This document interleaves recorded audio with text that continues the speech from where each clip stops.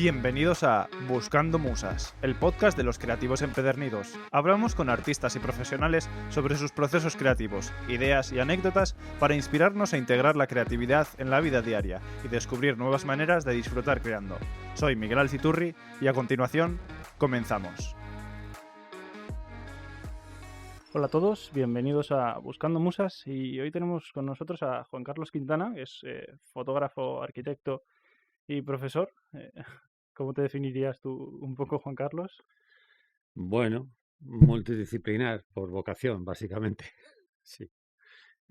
Mi profesión más, la que me lleva más tiempo, es la arquitectura. Uh-huh. La fotografía fue siempre una pasión y se acabó convirtiendo también en profesión. Y bueno, pues eso, los últimos años también la docencia ocupa parte de mis horas, ¿no? Y bueno, he descubierto también que la docencia tiene una parte muy gratificante. Y aunque no sé muy bien cómo sacar horas, pero bueno, mantengo las Eso tres es, opciones. todos un poco hacemos malabares estos días para no volvernos locos.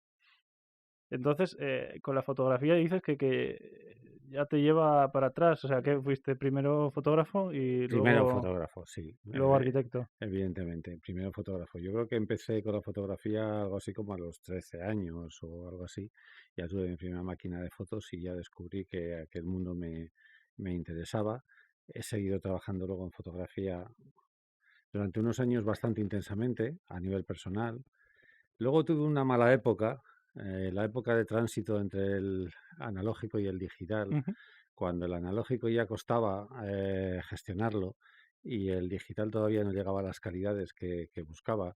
Ahí tuve una temporada de desencuentro con la fotografía en la que, bueno, nos separamos un poquito y luego he vuelto otra vez a, a la fotografía, primero otra vez como proyectos personales, básicamente, y poco a poco, por circunstancias, pues fui entrando en el mundo profesional de fotografía de publicidad, fotografía de producto y dirección de fotografía de publicidad también en elaboración de vídeos, de cortos, Todo esto a escala nacional, desde aquí, regional. escala nacional, vamos, local nacional. Uh-huh. Quiero decir que realmente yo en fotografía como profesional trabajo normalmente con dos agencias de aquí de Cantabria y sí que hemos hecho trabajos para clientes a nivel nacional, pero Luego, también hemos podido ver por ahí alguna exposición tuya como fotógrafo, ujú. ¿no? Eh, Sí, sí, en esas, a ver, el trabajo en proyectos eh, personales, pero sí, también llevados al público. esos proyectos personales llega un momento en que yo creo que todo fotógrafo llega un momento en que decide con miedo y con ganas al mismo tiempo que tienen que salir que tienen que salir a la calle de alguna manera. Tuve la posibilidad de hacer algunas exposiciones, participé en varias colectivas y en algunas individuales con algún trabajo personal. Y la verdad es que sí que es una experiencia gratificante en el sentido de, bueno, que confrontas lo que tú estás haciendo con la opinión, no siempre sincera, pero con la opinión del público. Es decir, pero sí que hay mucha gente a la que aprecias y la que te aporta, te aporta comentarios y te aporta críticas y te aporta esa visión de otros ojos, Ujú. que es muy interesante, porque no sabes muchas veces si Claro, a tú... veces empiezas un poco Claro. desde proyectos personales, igual creando más para ti, ¿no? O haces Sí, esa aproximación a la fotografía. evidentemente para mí, puesto que no buscaba en ningún caso, cuando hago los proyectos, en estos casos nunca he buscado ningún tipo de rendimiento económico, ni de venta, ni de... eh, ni siquiera casi muchas veces me lo he planteado como algo eh, enseñable, hasta después, hasta que luego se han dado las circunstancias y dices, bueno, ¿por qué no? ¿Por qué no lo voy a transformar en una exposición o por qué no lo voy a... ¿por qué no lo voy a enseñar? Tengo que enseñarlo.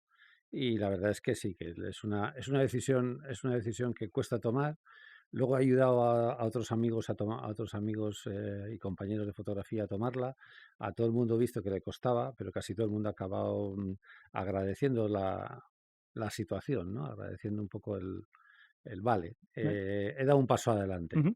Mencionas un poco impulsar también el tema de colegas o lo que sea, porque fuiste director de Espacio Imagen, ¿no? Unos añitos. Sí, bueno, Espacio Imagen surge realmente como un grupo de amigos. Espacio Imagen surge muy en el entorno de un gran fotógrafo y mejor persona eh, todavía, que es nuestro querido amigo Pablo Hojas. Eh, Pablo Hojas, bueno, de alguna forma a un grupo de fotógrafos de aquí, de Cantabria, nos ha supuesto ese espaldarazo de ponernos en marcha, ¿no? Pablo con su pasión por la fotografía, porque realmente es pasión por la fotografía, aparte de su técnica y de su carácter, pues nos ha llevado a formar un grupo. Participamos en muchos talleres con él, participamos en talleres con él en Polientes, participamos en talleres con él en Baleares, en algún caso, con la UIMP, y de esas reuniones de colegas fotógrafos eh, que estábamos tomándonos una cerveza después de 12 horas de fotografía, empezó a salir el germen de, bueno, tendríamos que tener una asociación. Ya está bien que después de una exposición o después de un trabajo de taller nos reunamos en un bar y no tenga esto ninguna salida. Nos lo planteamos y realmente, bueno, pues tuvimos una muy buena acogida. En aquel momento el Ayuntamiento de Santander tuvo los brazos abiertos a la asociación, nos proporcionó un espacio, que era el pequeño mercado de Miranda, como bueno, compartido con un centro de enseñanza de informática para mayores, pero bueno, tenemos el espacio para hacer exposiciones, para hacer cursos, talleres, charlas, y la verdad es que funcionó muy bien. Bueno, funciona muy bien, sigue existiendo Espacio Imagen. Yo pues que durante ese tiempo, no por nada, fue un poco la decisión de, bueno, pues Juan Carlos, tú te pones de presidente, que decir, Ujú. no ¿Te toca a teníamos, ti por hablar o qué? bueno, sí, no sé, no supongo que porque de alguna forma ya las canas presentes en aquel momento servían pues un poco de garantía de interlocutor con ciertos estamentos, ¿no? Y me dijeron, tú. Vale. Y bueno, alguien se tenía que poner y dije que sí, y la verdad es que estuve un montón de años, ya casi no me acuerdo cuántos, pero yo creo que fueron como 6 o 7 años de presidente de Espacio Imagen. Pero bueno, quiero decir que realmente las juntas que estuvimos no había un presidente o un secretario, éramos una junta, todos a una, todos trabajando y todos gestionando. Y fue una época muy, muy bonita. Luego, como siempre, eh, las asociaciones tienen épocas más complicadas. Por fin apareció una nueva junta, porque ya hubo un momento en que 6 años, 7 años de presidente Ujú. empiezan a ser muchos. Apareció una nueva junta y la verdad creo que siguen haciendo una labor muy interesante, con muchas actividades, con muchas propuestas. Y sí que en este momento, aunque sigo perteneciendo a Espacio Imagen, estoy desvinculado, digamos, del Ujú. organismo Más como de fotógrafo. gestión. Estoy como asociado simplemente y no como dentro de la gestión de la asociación. También quería hablarte un poco de el hecho de pasar un poco la fotografía o un proyecto personal, el exponerlo y ya las exposiciones como también impacto de lo gráfico en la cultura. Quería tocar un poco esos temillas. Bien. A ver, las exposiciones como impacto de lo gráfico en la cultura. Me gusta la pregunta, como se suele decir.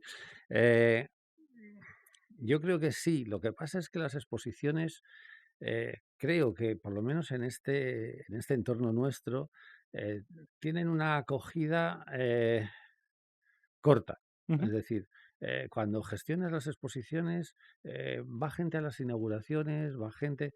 Luego hay un goteo de gente durante el tiempo en que la exposición está puesta, pero no hay una dinámica muy grande supongo que va un poco con nuestro carácter mediterráneo, ¿no? Si juntamos la exposición con la pequeña fiesta de reunirnos los amigos, de comentar fotografía, tal, está muy bien. Cuando ya nos toca ir solos Ujú. a ver la exposición, parece que ¿no? esa curva se baja, ¿no? No hay tanta afluencia de gente.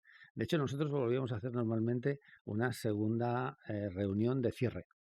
y Ujú. volvíamos a tener Ya, para darle un poco de volvíamos a tener empujón. bastante asistencia en esa reunión de cierre. Es decir, juntando lo social con lo cultural, funciona. Tiene más. Lo cultural solo, bueno, creo que tenemos una cierta pereza, una cierta Ujú. pereza todos, que decir que a todos nos pasa, que decir, yo a mí me pasa que normalmente tengo encima de la mesa 3, 4 o 5 exposiciones a las que quiero ir y al final, pues por motivos de tiempo laborables y por de las 4 o 5 que quiero ir, pues al final voy a 2 o voy a 3, siempre me salto alguna. Creo que bueno, es normal. Pero sí que es cierto que hubo un momento o hay un momento en el que hay bastante oferta eh, y eso hace que, bueno, pues que se diluya un poquito, ¿no? Ujú. Igual también es un poco el tema de todos los formatos o un poco la era también que nos toca ahora de sobreinformación o muchos estímulos. Sí, yo creo que sí. En este momento, evidentemente, el aspecto gráfico, bueno, pues está un poco sobresaturado. Tenemos eso desde muchas exposiciones, tenemos internet golpeándonos cada 5 minutos con cosas que nos interesaría ver, con cosas que no nos interesa ver, pero que nos golpean de todas maneras. Ujú. Llega un momento en que es difícil dentro de esa vorágine que aquella propuesta que se ponga encima de la mesa llegue a destacar, porque hay un exceso, evidentemente, de actividad gráfica. Yo siempre lo digo que en el mundo gráfico, bueno, pues conseguir llamar la atención del usuario, me da igual en el sentido publicitario que en el sentido de visitante de exposición, cuesta mucho. Cuesta mucho. Si consigues unos pocos minutos de su atención, realmente tienes un éxito, tienes un éxito Sí, sí. muy importante. Pero bueno, creo que de todas maneras está bien. Hay que decir que creo que de todas maneras está bien que esa oferta esté. Ujú. O Y sea, se puede apostar ahora mismo por ejemplo, exposiciones físicas y la apuesta por la cultura presencial frente a quizá otros formatos más bueno, saturados. en este momento con los problemas de distanciamiento, Ujú. ¿no? Supongo que es un poco más difícil, pero yo sí creo que la concreción física de las imágenes es importante. Es decir, el hecho físico de la imagen, en qué papel se imprime, en qué formato se presenta, pequeño, grande, gigante, eh, cómo se monta incluso en un espacio. Ujú. De eso eh, también te quería hablar un poco de colabora, colaboran. eso es, un poco dirigir el espacio o el impacto también que tiene un poco la sensación el espacio en el propio espectador, los visitantes, que esto también lo vemos un poco en Claro, clase y sí que yo ahí tengo que decir que quizá lo veo desde mi doble punto de vista, ¿no? Como arquitecto arquitecto y y fotógrafo. como fotógrafo. Yo entiendo que una exposición dentro de un espacio debe tener una historia. Es decir, de alguna forma el autor no solo cuelga sus obras en ese espacio, sino que las da un orden, las da un formato que debería tener, no siempre es posible, pero debería tener una razón con ese espacio. Es decir, no montarías nunca igual una exposición en uno que en otro. Cambiarías el orden, cambiarías a lo mejor alguna pieza, buscarías una pieza de un formato concreto para un espacio concreto. Entonces, yo creo que eso siempre aporta. Es decir, aporta, no vamos a decir que sea lo que más aporte, pero aporta. Es un poco como la autoedición de libros, ¿no? Cuando hacemos un libro de fotografía, bueno, pues el hecho de la cadencia, el ritmo, el formato que le damos a esas imágenes, están ayudando a contar la historia que cuentan esas imágenes. Yo creo que el hecho físico tiene importancia, porque además, por muy maravillosas que sean las pantallas que tenemos, bueno, a lo mejor es nostalgia de alguien que ya empieza a tener bastantes años, pero es una fotografía positivada o impresa en un papel de algodón de alto gramaje, de características especiales, tiene algo. Tiene algo que no, que le falta a la pantalla. La pantalla todavía sigue siendo un poco fría. Ujú. Falta a veces un poco la apreciación por los detalles físicos, ¿no? También un poco, no Sí, solo en eso, sino un poco en toda nuestra vida diaria, que como también tú igual comentabas casi con una de tus exposiciones, los detalles encontrados en la vida diaria o que vivimos un poco de manera automática y no nos paramos mm, a observar esos pequeños detalles como... Sí, nos saltamos. efectivamente. A ver, muchas veces lo que encontramos no son cosas extraordinarias. Es decir, o lo que es más, normalmente la mayor parte de los trabajos, por lo menos en mi caso, nunca han surgido de cosas extraordinarias, sino de cosas que estaban ahí, que podían ser muy cercanas y que en un momento dado, por no se sabe muy bien qué motivo, te surge una idea, una chispa, de verlos de un modo, de verlo de un modo diferente, de ver un enfoque diferente de mirarlo, de, si quieres, de juguetear con ello. Quiere decir que en el caso, por ejemplo, de una de mis exposiciones, que creo que es a la que te referías, la de Mundos a ras de suelo, estamos hablando de unos elementos urbanos bastante anodinos, pero que en un momento dado descubres que reúnen unas características de texturas, de colores, de contraposición con un entorno, que te llevan a hacer una metáfora, por decirlo de alguna manera, de que podrían ser pequeños mundos, si los cambiásemos de escala. Y una vez que lo descubres, pues evidentemente empiezas a descubrir que no hay uno, que hay muchos, que tienes una gran variedad de mundos a ras de suelo. Ujú. Eh, y bueno, montas una, algo que no es real, evidentemente, montas una historia imaginaria, es como un pequeño cuento, una historia imaginaria, con elementos eso, totalmente banales, Ujú. por decirlo A veces de alguna pensamos manera. que tenemos que fijarnos para encontrar la inspiración o las musas, como en este programa, de mirar ahí a un pedestal o algo súper elevado, súper lejano, inspirarnos en otras culturas o nuevos impulsos y al final eh, lo que tenemos cerca o lo que tenemos más en nuestro entorno más próximo puede resultarnos de inspiración, ¿no? Sí, bueno, yo creo que en algún caso lo he dicho también incluso en alguna de las clases. eh, Realmente hoy en día, con esta saturación que hablábamos de imágenes, el traer una magnífica colección de imágenes de un viaje eh, nos aporta relativamente poco. Nos aporta poco porque ya hay unas cuantos millones de imágenes similares que han venido de viajes previos, que los tenemos disponibles en Internet. Y realmente cuando nosotros nos vamos de viaje a algún sitio, no tenemos capacidad en el tiempo en el que desarrollamos ese viaje, una semana, 2 semanas, pongamos que estamos un mes, que ya es muy difícil, no tenemos tiempo realmente de profundizar en ese entorno en el que nos metemos en inmersión, pero es una inmersión lo que decimos aquí como un cole, ¿no? En Ujú. Cantabria, o sea, entras y sales del agua rápido y no tienes capacidad de entrar en profundidad dentro de ello. Mientras que en tu entorno más cercano, y yo suelo decir que cuanto más cercano sea, más, es donde realmente puedes descubrir esas pequeñas cosas y esas historias que evidentemente no van a interesar a todo el mundo, pero que sí son distintas de los demás, porque es un entorno tan personal Ujú. que bueno, es diferente, cada uno tenemos nuestro propio entorno. Bueno, y dentro de ese entorno personal y al captar nuestra, o sea, al exponer nuestra propia percepción de alguno de estos motivos, al final también hablamos en un lenguaje universal, ¿no? O sea, todos somos humanos, todos tenemos hasta cierto punto la misma percepción sobre el espacio que nos rodea Mm.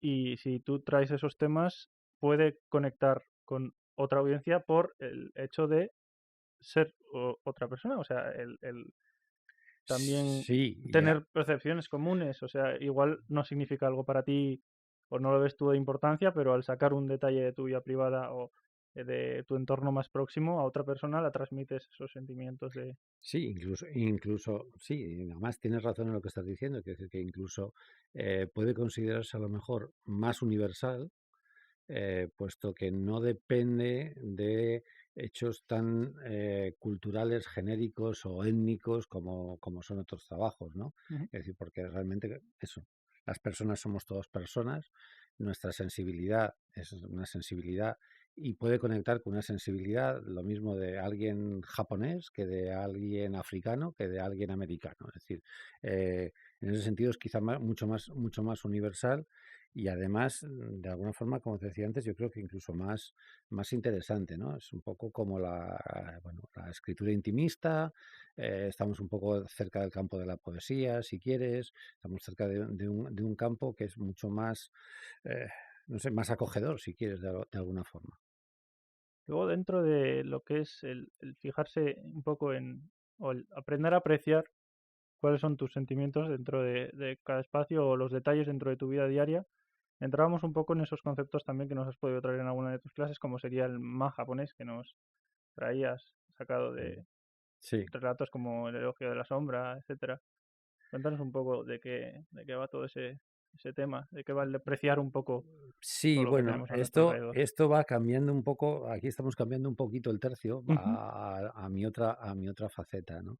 Eh, cambiamos el tercio en el sentido de que Más espacio, más arquitectura, ya sí, nos sobre metemos todo un que poco. el espacio en sí no es mucho, el espacio es el espacio que vivimos, el espacio que nosotros percibimos. Y cuando digo percibimos, no me refiero a aquellas cosas más físicas que podemos encontrar, sino las sensaciones que tenemos en un espacio.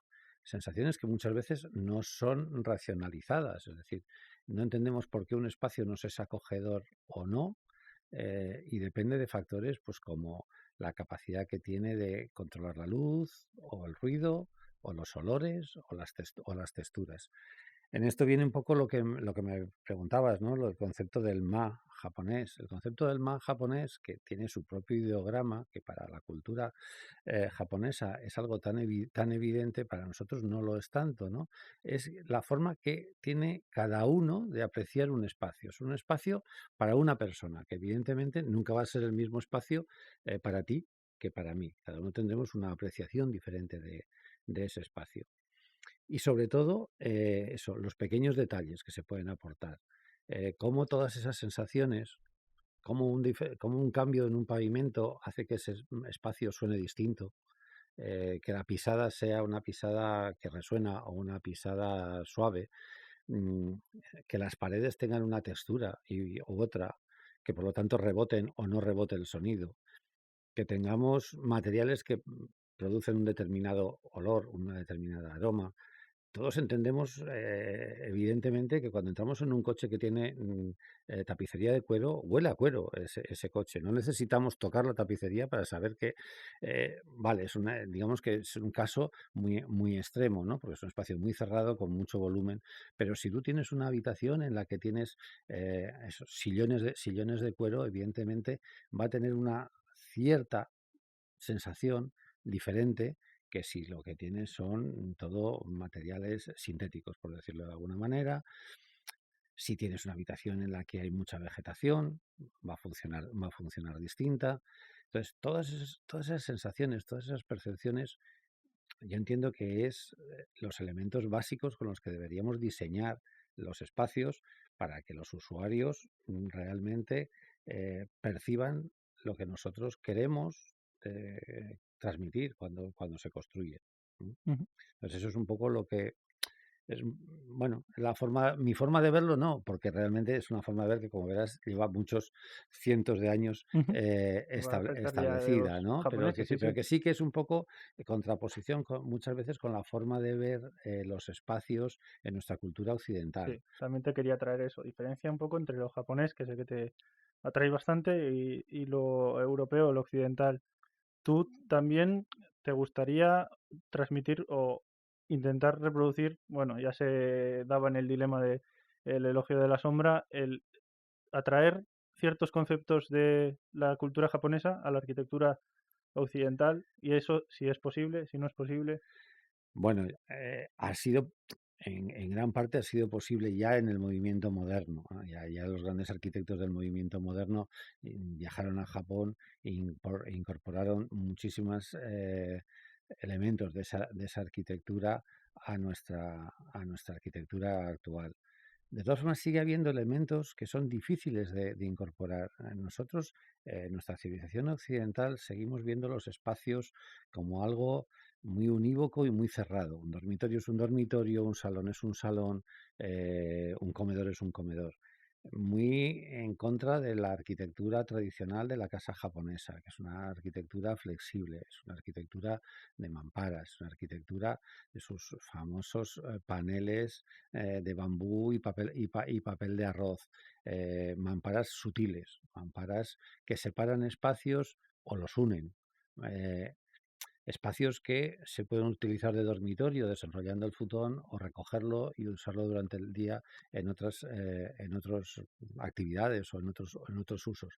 En teoría, la arquitectura actual, que como la entendemos normalmente la mayor parte de los profesionales, sí recoge estas cosas. Lo que nos sigue siendo más difícil es que nuestros clientes recojan este tipo de concepción del espacio.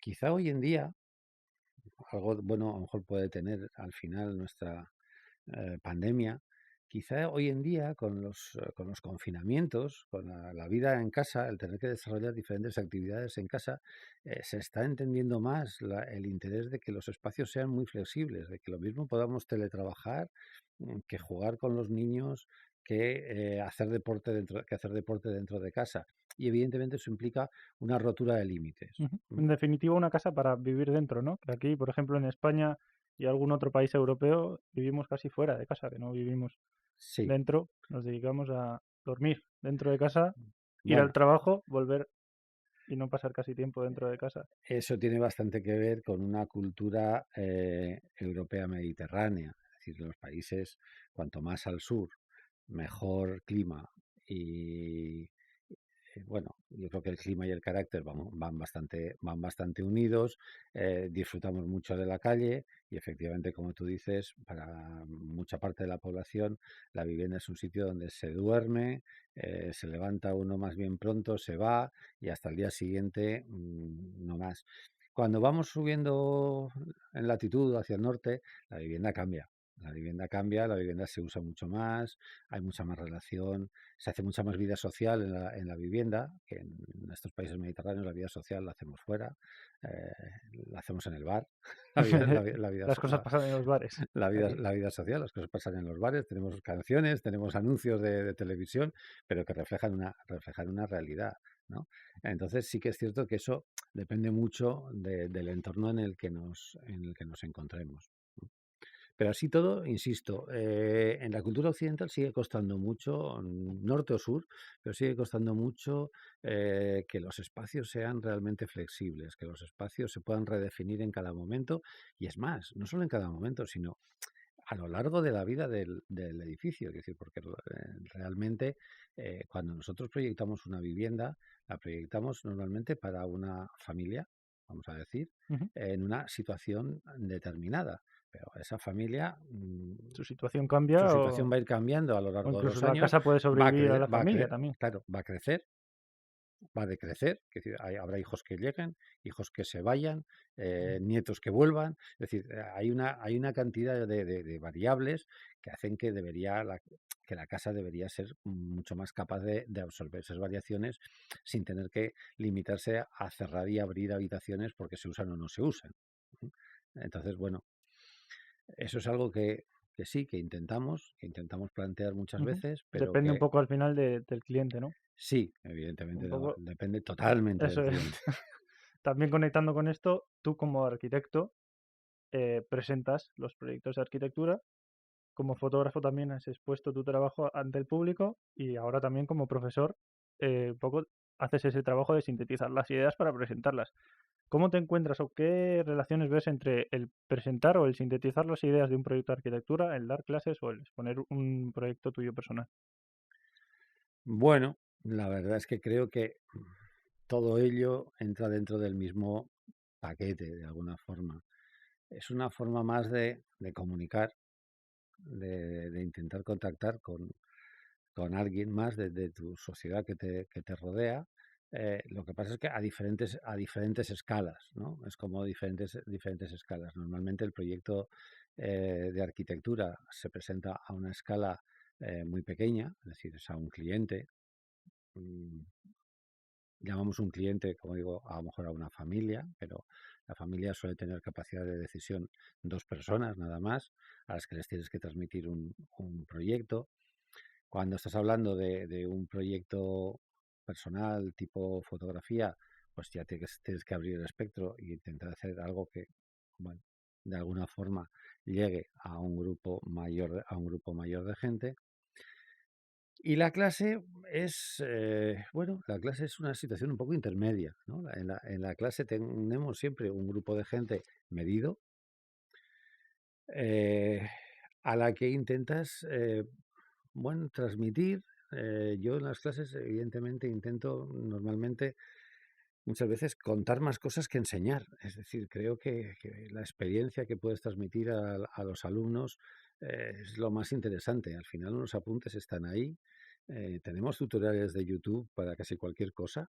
Entonces, contar un procedimiento, bueno, pues hay que cumplir una serie de normas en el programa, pero yo creo que lo más interesante que puedes hacer es transmitir tu experiencia, por supuesto, sin intentar darle carácter de ley ni de dogma, sino como algo, como tu forma de ver la vida y recibir, porque al final, si se genera una buena conexión con la clase, el flujo de información es doble, ¿no? Es decir, que una de las cosas que yo considero más atractivas de dar clase es el flujo de información que los alumnos me podéis proporcionar también a mí, de vuestra forma de ver la vida, de vuestra forma de ver la sociedad, de vuestra forma de ver la arquitectura, Ujú, es decir, desde otra edad, desde otro punto, de unas condiciones sociales diferentes, porque evidentemente han cambiado en los años, van cambiando, y yo creo que eso es una de las partes casi más interesantes, ¿no? de esa relación. Entonces, pues eso es distinto. Es decir, hay una relación bidireccional. En los otros casos no hay tanto, ¿eh? En los otros casos más tú explicas ujú. una cosa. Entonces, bueno. La intentas vender casi o tienes un proyecto desarrollado Bueno, y... en arquitectura no, porque yo cuando proyecto para cliente, Ujú, o sea, hay dos formas de proyectar, ¿no? Cuando proyectas para una obra que no va dirigida a un cliente concreto, es decir, proyectas un bloque de viviendas, por ejemplo, proyectas para un promotor, pero ese promotor va a aplicar unos criterios, lógicamente, genéricos. Es como si vas a comprar ropa a Zara. Es decir, hay que adaptarse a las tallas medias. No puedes diseñar ni para las pequeñas ni para las grandes, tienes que diseñar para la mayoría. En ese caso, lógicamente, tienes que adaptar, bueno, pues aquellos criterios que se consideran en cada momento los más lógicos. Cuando trabajas para un cliente concreto, ahí ya es cuestión de hacer un traje a medida. Y en el traje a medida yo sí que intento conocer a mi cliente lo más posible. Es decir, necesito que haya un flujo de mi cliente hacia mí. A veces digo que les tengo que preguntar cosas que resultan bastante indiscretas de cómo viven, de cómo les gusta vivir, porque evidentemente de alguna forma tienes que tomar las medidas de tu cliente, que quiere, que necesita, cuál es su forma de vivir, o cómo va a querer vivir ese espacio que te está encargando, esa vivienda que te está encargando. Si lo más importante para él es tener un espacio de gimnasio, lo más importante para él es tener un gran comedor, o lo más importante para él, no sé, es un dormitorio con vistas a la montaña, porque es lo que necesita todas las mañanas para despertar y activarse. Entonces, en ese sentido, sí que es necesaria una bidireccionalidad, por lo menos de información, que es lo que hace que esos proyectos también sean unos proyectos siempre interesantes, porque tienes un factor humano ujú. que es que siempre resulta más interesante que un proyecto en frío, Sí, ¿no? Es decir, o sea, en cuando general. conoces Sí, a, sí, sí. conoces a alguien, en general, si el proyecto sale bien, tu cliente debería acabar siendo un Ujú. amigo. Igual también dejas de adaptarte a unos estándares y empiezas a adaptarte a las solicitudes o a las necesidades de una persona en concreto. Y eso Claro, también claro, la por, dinámica cambia, por cambia supuesto. mucho. Por supuesto, por supuesto. Ahí en ese caso ya depende mucho de lo que tú percibas de esa persona, lo que esa persona te transmita. Ahí sí que puedes romper reglas porque no son reglas establecidas, ¿no? Son reglas que él tiene que aceptar, como regla del juego. Entonces tú puedes proponer cosas que no se podrían proponer, evidentemente, jamás dentro de una arquitectura comercial. Ujú. Quería meterme también dentro de la propia creatividad o de la inspiración en profesiones un poco más técnicas, como podrían, bueno, no sé si la fotografía podría considerarse tan técnica, pero en tu caso, como empezaste con la analógica o con la arquitectura misma, son una serie de profesiones que tienen una base técnica o teórica fuerte. En el hecho del proceso creativo, ¿cómo crees que te afecta esto, el ser creativo dentro de estas profesiones así un Bueno, poco vamos más? a ver. Creo que la creatividad no debe afectarle la técnica, pero eso es una postura demasiado utópica, una postura que es la que nos gustaría a todos. Eh, la técnica afecta, evidentemente. La técnica afecta porque tiene, creo, una doble vertiente. La vertiente de puedo tener una idea genial, pero no saberla llevar a cabo. Si no tengo técnica, la idea genial quedará en el mundo de los sueños, nunca llegará a ser plasmada. Eh, y por otro lado, hay veces que la propia técnica sugiere cosas. Es decir, la propia técnica, tanto en fotografía como en arquitectura, pues a veces un determinado material resulta especialmente atractivo o un determinado material permite generar unas formas que no lo permitían otros materiales y entonces a partir de esa sugerencia, bueno, pues es una especie de dato más que queda ahí detrás en tu maleta de herramientas para cuando diseñas y lógicamente van apareciendo, es decir, sí condiciona más de lo que parece, ¿no? Porque, bueno, pues has visto eso, un material que era fácilmente curvable, por ejemplo, por poner algo. Eh, digo fácilmente, no solo físicamente, sino física e incluso económicamente. Es decir, pues puedes permitirte a lo mejor diseñar elementos con unas superficies más complejas de una forma racional y asequible. Ujú. Bueno, evidentemente esas cosas están siempre ahí. Al final, ¿qué es lo que interviene en la creatividad? Pues es muy difícil decirlo. Yo suelo decir que lo que hay que tener es una maleta lo más grande posible de cosas, de herramientas, de objetos, de ideas. Ujú. Y bueno, poco a poco, cuando trabajas, Van saliendo van ahí. encajando Eso es. van encajando unas en otras y van generando un ¿Tú crees que, proyecto. por ejemplo, tu labor como fotógrafo, tu experiencia como fotógrafo, tanto desde una experiencia personal a una experiencia comercial, te ha influido en tus trabajos de arquitectura y viceversa? O sea, que, por ejemplo, una apreciación por la luz o algún tipo de Sí, composición que te viene más de la fotografía, pues se aplica a la arquitectura o de la yo, arquitectura a representarlo en una foto. Yo creo que sí, yo creo que de alguna forma es imposible separar los mundos, ¿no? Yo creo que son mundos que se acercan mucho. Cuando yo me aproximo a un objeto para hacer una fotografía o planteo construir algo, evidentemente mi parte técnica, mi parte arquitectónica está pensando en la perspectiva, en cómo se va eso a plasmar y cómo se va a desarrollar.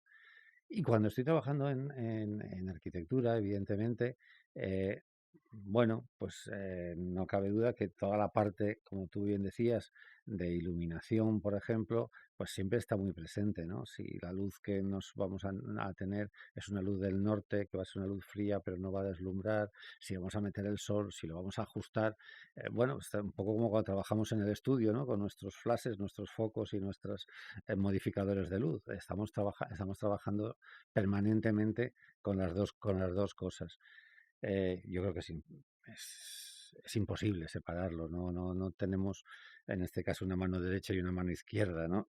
Estamos en el mismo mundo permanentemente.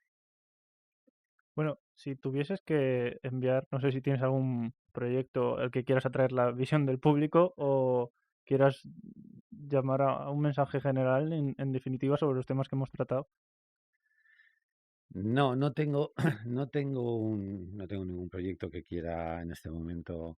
Tengo muchos proyectos por ahí, pero están todavía en este momento bastante incipientes, bastante en germen, sobre todo en fotografía. Tengo abiertas como 4 o 5 proyectos, pero que ninguno le he terminado de dar forma. una cosa que hago es no darles nunca plazo Ujú. a estos proyectos, porque como no son una necesidad concreta, pues intento que maduren a su ritmo. Eh, no, lo que sí, a ver, sí plantearía un poco el hecho de lo que hemos hablado antes, ¿no?